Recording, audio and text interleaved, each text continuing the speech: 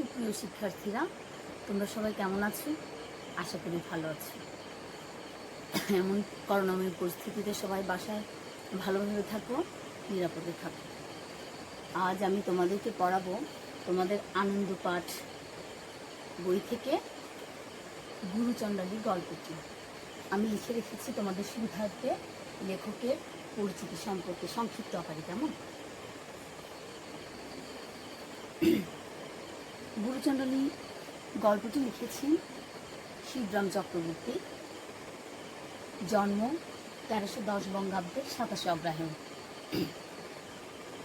তার পেশা ছিল সাংবাদিকতা।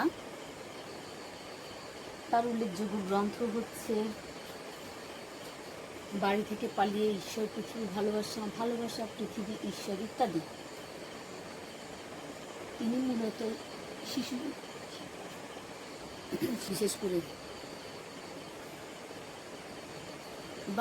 বিশেষ করে শিশু কিশোরদের জন্য লেখায় ছিলেন সিদ্ধহস্ত। দেখা যাক এখন। তার মৃত্যু হচ্ছে 1387 বঙ্গাব্দের 11ই ভাদ্র 28 আগস্ট 1980 সাল। তোমরা সবসময়, আমি আগে গত পাঠেও বলেছি, আবার বলছি, অবশ্যই তোমরা পদ্য হোক, গদ্য হোক, গল্প হোক, লেখক পরিচিতি অবশ্যই মনে রাখতে হবে। তিনি কখন জন্মগ্রহণ করেছেন, তার মৃত্যু সাল কখন, তিনি কিসে বিখ্যাত, তার লেখা কি, লিখনের ধরন কীরকম ছিল, এটা তোমরা অবশ্যই মনে রাখবে। ঠিক আছে, আসা যাক মূল পাঠে। আমি তোমাদেরকে খুব সংক্ষিপ্ত আকারে গুরুচণ্ডালী গল্পটি উপস্থাপন করছি বা বলছি। তোমরা খুব মনোযোগ সহকারে শোনো।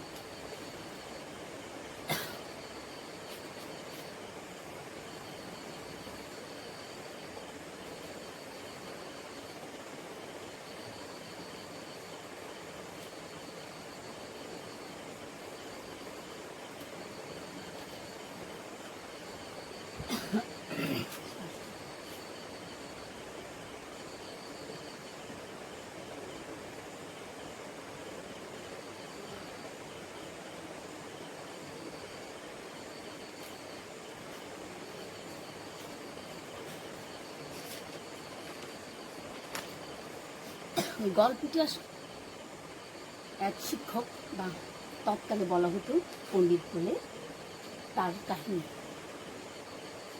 সীতানাথ বাবু ছিলেন সেকেন্ড পণ্ডিত। তিনি বাংলা পড়াতেন।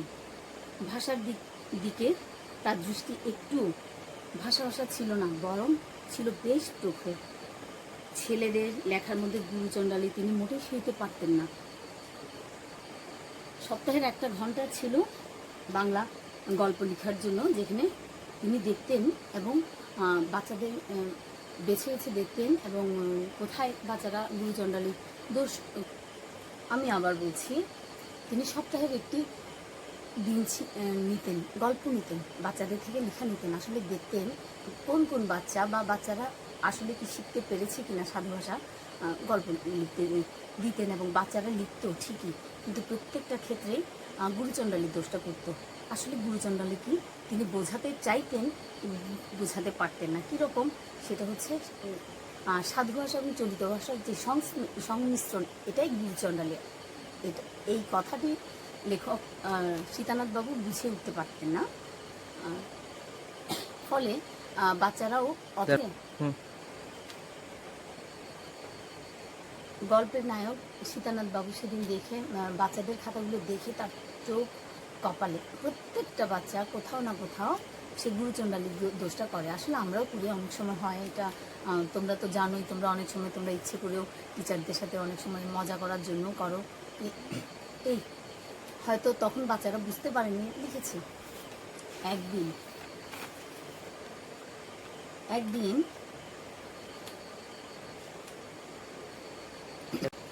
সীতানাথ বাবু খাতা দেখছেন, দেখতে একটি খাতা বের করলেন, সাধু ভাষায় লিখেছে। তাহলে এই বুঝে তোমার সাধু ভাষার ধরন, এভাবে বলি বিভিন্নভাবে সীতানাথ বাবু তাদেরকে বকাঝকা করে রেখে দিতেন।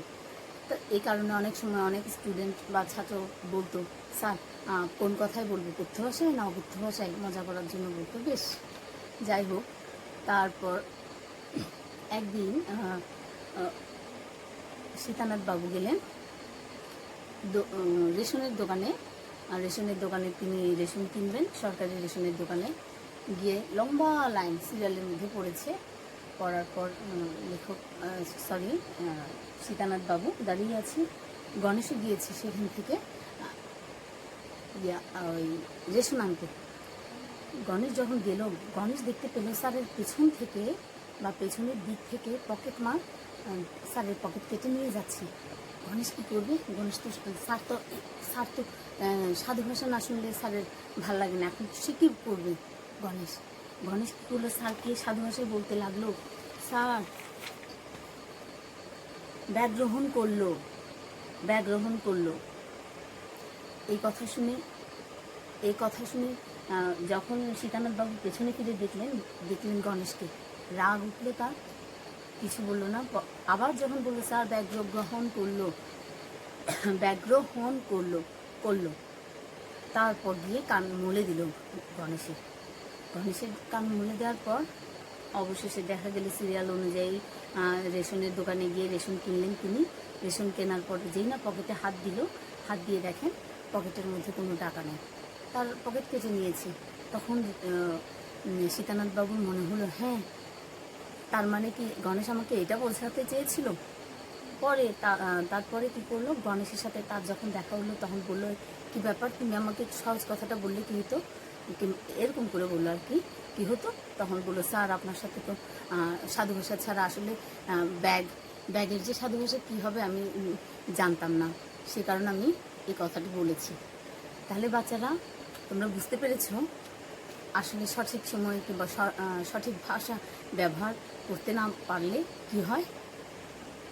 এটা তার একটা প্রমাণ, জলজ্যান্ত প্রমাণ। এবং গুরুচণ্ডালী, আসলে আমরাও বলি, হয় না যে তা না, আমরাও অনেক সময় সাধু ভাষা চলিত ভাষা মিশ্রিত করে ফেলি। আমাদেরকেও বুঝতে হবে, তোমরাও বুঝবে, ঠিক আছে? আজকে তাহলে এই পর্যন্ত। তোমরা সার সংক্ষেপটা আমি খুব সংক্ষেপে করে বলেছি, তোমরা বুঝতে পেরেছো। এখন আমি তোমাদেরকে একটু জ্ঞানমূলক প্রশ্নের দিকে যাচ্ছি, তোমরা খেয়াল করো। জ্ঞানমূলক প্রশ্নে চলে যাই।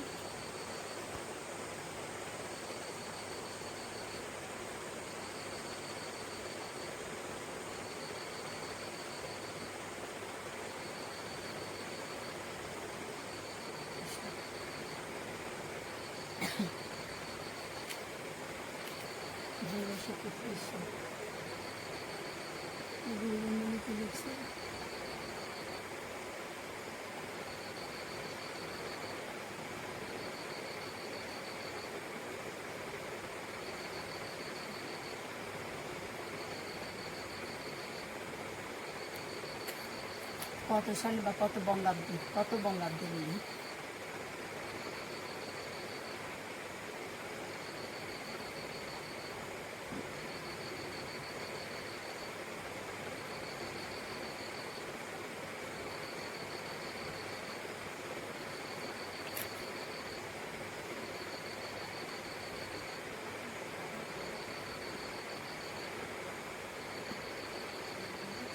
তোমরা প্রশ্ন খুঁজে নেবে।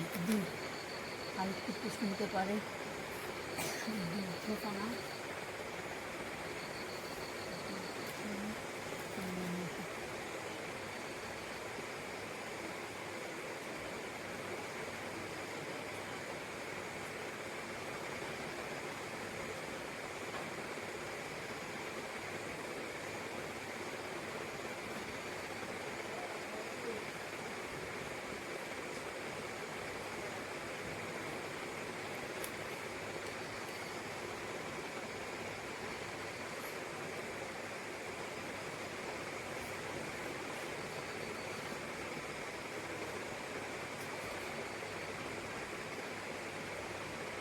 গুরুচণ্ডালী বলতে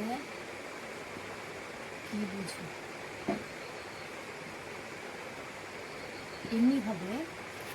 এমনিভাবে জ্ঞানমূলক, আমি মাত্র সিম্পল দেখিয়েছি জ্ঞানমূলক, এরপর হচ্ছে অনুধাবনমূলক, তারপর হচ্ছে দক্ষতা, উচ্চতর দক্ষতা নিয়ে কিন্তু সৃষ্টি হচ্ছে তোমার সৃজনশীল প্রশ্ন। ঠিক আছে? তো সৃজনশীল প্রশ্ন লেখার সময় আমরা অবশ্যই আগে প্রশ্নটা আমাদের যদি থাকে, উদ্দীপকটা পড়ার পর প্রশ্ন থাকে না, প্রথম প্রশ্নটা থাকে জ্ঞানমূলক, দ্বিতীয় প্রশ্নটা থাকে অনুধাবনমূলক, তৃতীয়টা হচ্ছে দক্ষতা, এবং চতুর্থটা হচ্ছে উচ্চতর দক্ষতা। এটা তোমরা সবাই জানো। ঠিক সেভাবে তোমরা পরীক্ষায়ও বুঝে বুঝে লিখবে। আমি আজকে আর বেশি কিছু বলছি না, আর তোমাদেরকে আগামীকালের পাঠ দিয়ে আমি পাঠ সমাপ্তি করব। তোমাদের পাঠ হচ্ছে শব্দার্থ টিকা, শব্দার্থ টিকা, বহু ও সৃজনশীল বহু নির্বাচনী প্রশ্ন।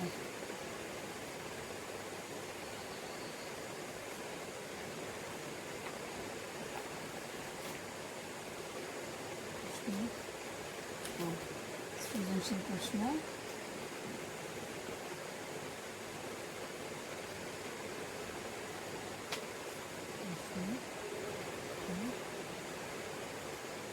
আপনার অনুশীলন থেকে শিখবে।